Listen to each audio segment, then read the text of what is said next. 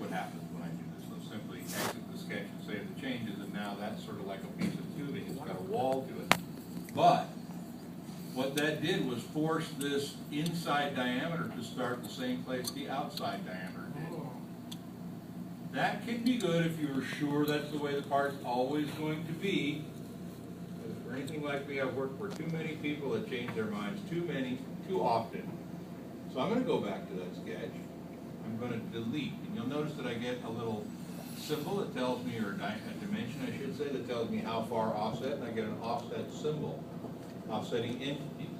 I'm going to delete that inside circle.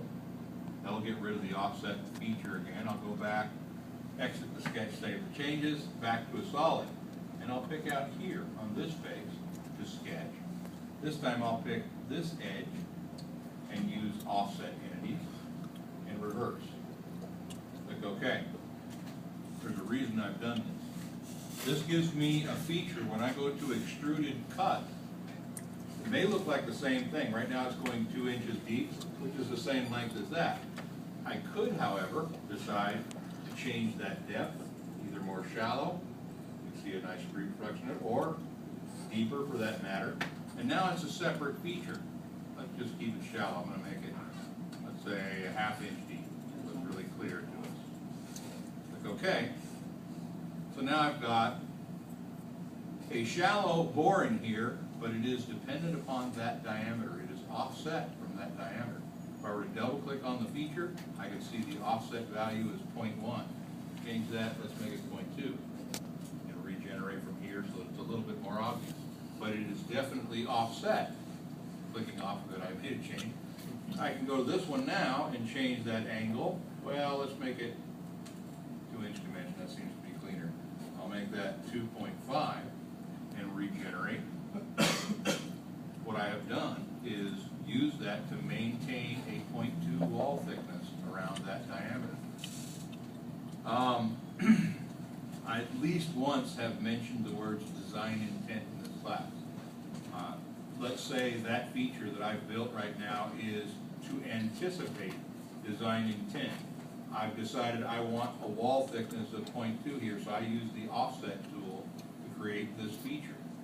Now that feature, and I'll go back and rename that offset entities. Notice that I have gone to the trouble, of course I've got time while you guys are playing, to rename my features and sketches. You'd think I'd preached that already enough, but I'm going to say it a whole bunch more times before you're out of this class, to rename things.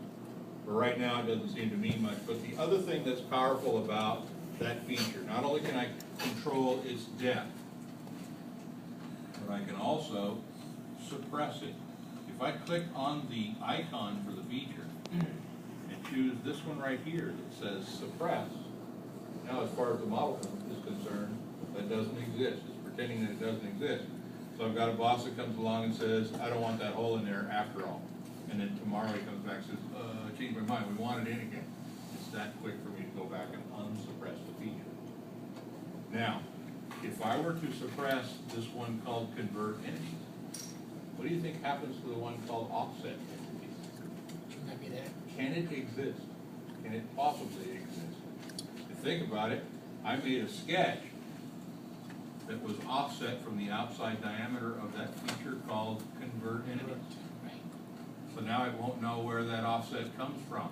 That's one reason that it cannot exist. If I click on that one, suppress, it suppresses that second cut altogether. Because that cut was cutting away from a feature that was there. Once I told it that feature doesn't exist, the cut can't exist either. That's called a parent-child relationship. Basically, we consider this feature, if I unsuppress it, to be the parent. Notice that it did not automatically unsuppress the child. I have to go back and manually do that as well. But this child cannot exist without the parent existing. Okay? That's something I remind my kids of all the time. If it weren't for me, you wouldn't be here. But try that offset entities, try making a separate feature of it. It is always something I preach with SolidWorks. Make simple sketches and a lot of features.